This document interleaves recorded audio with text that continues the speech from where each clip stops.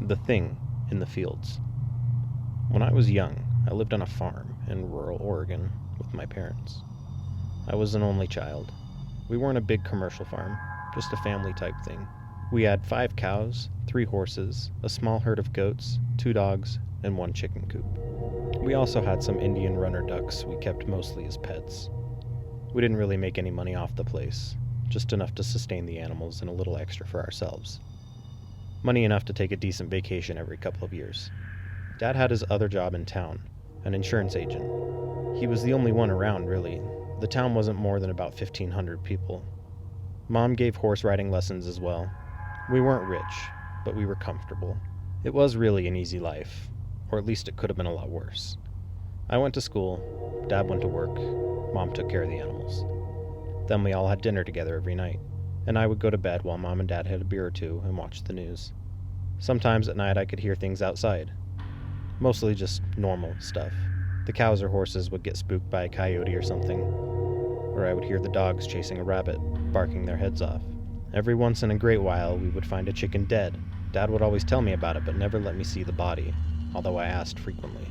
He would keep Mom and I inside until he had gone out, did whatever he did with the body, throw sawdust over any blood, and then life would go on as normal.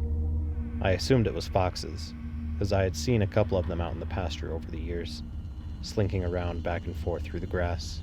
The summer when I was 10 years old, I remember helping Mom change the bedding in the horse stalls, when we heard a huge racket going on outside. If you've never heard the sounds of a horse in pain, you don't want to. Trust me. It sounds almost like a person screaming. Well, that's what we heard. And one of our horses, the Palomino, came running into the barn with a wound on its left thigh. 4 long marks, like claw marks, ran across its body for about a foot. It had blood running down its leg and was limping. I was so scared by the sight of that much blood that Mom locked the horse in a stall and made me go inside with one of the dogs. She told me to lock the door and stay inside until she came in to get me. I did. Eventually, Mom came inside and told me that the horse had hurt itself on the barbed wire that ran the perimeter of the pasture. We owned more land beyond that, but it was mostly forest. I guess I believed her at the time, but at dinner that night I noticed Dad was being particularly quiet, and Mom was talking a lot more than she normally did. She was being really animated, and I noticed that Dad had gotten his rifle out and set it by the back door. Usually he only did that when the coyotes had been acting up. That night I went to bed as normal, but I had trouble falling asleep. I turned on my desk lamp and decided to read comic books until I got tired. I have a very vivid memory of reading Uncanny X-Men and hearing the back door open. Looking out, I could see my dad by the porch light, lighting a cigarette and holding his rifle under his arm. He started walking over to the driveway, and then turned to follow the fence line. I couldn't sleep until I knew Dad was back safe. I kept coming downstairs with the excuse of getting water to see if Dad was back in the house yet. And each time, all I saw was Mom sitting on the couch in the living room, staring at a blank TV screen and looking worried, sighing occasionally. Eventually, about 4 in the morning, I think, Dad did come back, and I was so tired and relieved that I fell asleep as soon as I knew he was home. He never told me what he did that night, but I never thought to ask. 2 months later, I was back in school. It rains a lot in Oregon in the fall, and this day was no different. All I could hear from my bedroom was rain hitting the ground and the aluminum roof of the chicken coop. There was light thunder in the distance, but it was slowly getting closer. I thought I had heard a coyote yapping out around the garage, or it could have been one of the dogs. I looked out, straining my eyes to see whatever there may have been. In a brief and distant lightning flash, I saw something. It looked almost like a person, but hunched over, with a long torso. It was tall, taller than Dad, who was a good 6'4", at least.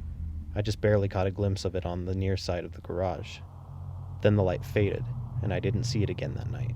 There was another dead chicken the next morning, the third in just as many weeks. I told Dad what I had seen the previous night. The color went out of his cheeks momentarily, until he told me that the storm must have been playing tricks on me. I accepted that. 4 months after that, we lost a cow. It was the middle of the night, and we all woke up at the same time. There was a lot of noise in the pasture, but only briefly. The cry of a dying animal, and a primitive, guttural yell that I had never heard before. Dad rushed up to my room. I could hear him running up the stairs to my room. He had his rifle in his hand and opened my door.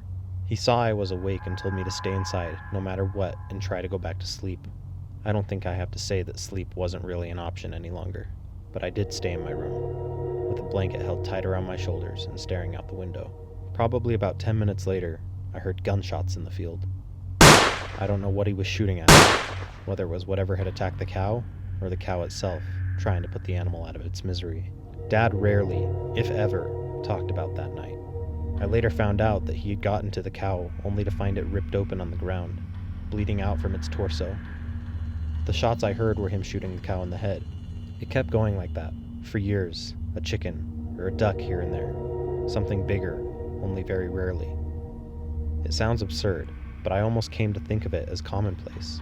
I only ever caught glimpses of the thing until what comes next. It terrified me. It happened in the middle of the day, over the course of a long weekend when my parents had gone to Seattle to see my uncle, who was ill. It was on a Saturday afternoon. I was 17 years old. I was out in the barn putting out food for the horses and the dogs. The horses were running around out in the pasture, and the dogs were asleep in the corner of one of the horse stalls. I heard something rustling in the tall grass outside in the pasture.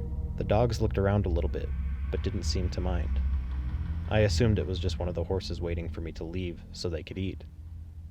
I kept going about what I was doing, and in several minutes, I thought I heard breathing. I turned to look and it was standing in the door. Tall as hell, even hunched over. The sun was streaming in behind it, lighting up all the dust in the air around it like some kind of sickly halo. It was looking at me, considering me. Maybe it was trying to decide whether or not I was food. I remember swearing, turning, and running as fast as I could for the house, not even thinking. Panic causing my legs to move. It was behind me, not even breathing hard. I heard its feet hitting the ground in a constant rhythm. I got to the house, opened the door, slammed it behind me, and locked it as fast as I could. I tore through the house, locking every door and drawing the blinds on every window. I could hear it snarling outside the back door. The dogs were barking at it, but they wouldn't try to attack the thing. It was too big and they knew it. It roared at the dogs and they ran off, probably to hide in the pasture. I went to my parents' bedroom and got Dad's rifle.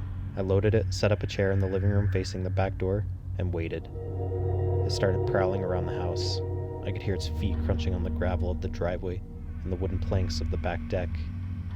It kept walking back and forth. I thought about trying to look through a window to see it, but I was too scared. Eventually, after hours of hoping it would go away, the sun went down. I turned on all the outside lights and went up to my room. I opened my window with the rifle in my hands, hoping to be able to pick the thing off from above. I saw it lurking just beyond the glow from the porch light. It had long, bony arms and walked on a bent knee. It was by the chicken coop. Then it disappeared from view. I heard the chickens squawking and screeching. The thing reappeared with a dead, bloody chicken in its hands. It bit off one of the wings with jaws that were dripping with slime and drool, and let the dead bird drop to the ground at its feet. Then it looked at me. Its eyes made contact with mine. It turned away again, back to the chickens. It came back with another bird, mutilated it in front of me, and dropped it. It went back again, and again. I should have taken a shot at it, but I was astounded and confused, trying to figure out what it was doing. Then it hit me. It was a show of power. It was showing me that it was stronger than me, that it could do whatever it wanted to because I couldn't stop it. At the same time, I felt powerless and sickened. Powerless because what it was saying was true. If it was just that thing in me, I wouldn't stand a chance. Sickened because I realized what kind of intelligence it would need to be able to convey that message. The thought shook me out of my stupor, and I remembered the rifle at my side. It was heading back to the chickens, and I decided that when it came back, I would take my shot. It strode back to the porch, almost arrogant, walking on bended knee with those arms so long that the chicken was nearly dragging on the ground. I raised the rifle up to my shoulder and tried to steady myself.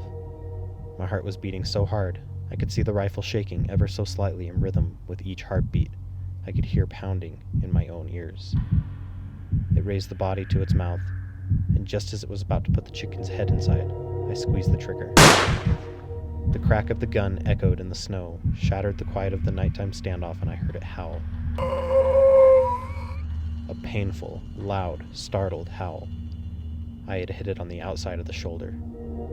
It ran off into the night. I never saw it again. It was still out there, though. It still killed chickens and other things, more often than before. I'm writing all of this now because my parents died 3 weeks ago. They were killed in a collision with a drunk driver. He survived. They left me the farm, and I intend to live here with my own family. I'm 32 now, and I work for an Oregon Fish and Game office in Salem. I'm married to a wonderful woman named Stephanie. We have one son, Zachary, who is 4 years old. We are expecting a daughter in 4 months. I've come to the farmhouse alone today.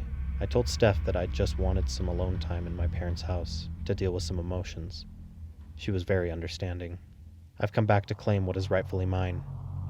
I have Dad's rifle next to me on the table, and it's almost dusk. I've also brought several portable halogen lights to set up around the house. My own shotgun. I'm borrowing a handgun from Joe, a guy at Fish and Game who I work with. When I am done typing this account of my memories, I will print it out and leave it on the dining room table, along with my wedding ring and my key to the safe deposit box where my will is kept. Everything is loaded and ready. Hopefully, I will return here to collect these things, and nobody will ever know I wrote this. Steph, in the event that you are the unfortunate soul to find this, which I'm terrified to think seems like a likely outcome, the thought of you having to go on alone hurts me more than anything in this world ever could. Know that I love you more than anything, and I hope you understand that I am doing this to keep you safe. Zachary, I love you, and can only hope you grow up to be a good, kind-hearted, and strong man like your grandfather was. To my unborn daughter, if I don't live long enough to meet you, it will be the single greatest regret of my life.